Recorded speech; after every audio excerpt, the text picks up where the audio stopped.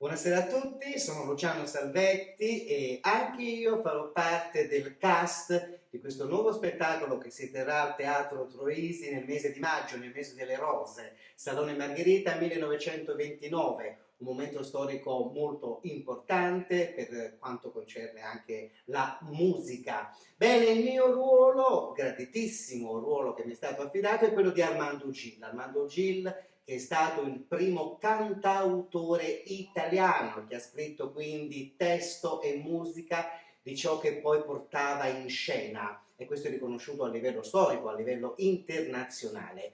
Ho accettato con molto piacere Armando Gil, anche perché lo sento molto vicino a quello che è il mio genere, che tendenzialmente la macchietta, non solo, anche la parte melodica. Infatti si seguiranno una serie appunto di canzoni e poi anche dei duetti. Io vi abbraccio e vi aspetto al Teatro Troisi. Un affettuoso saluto.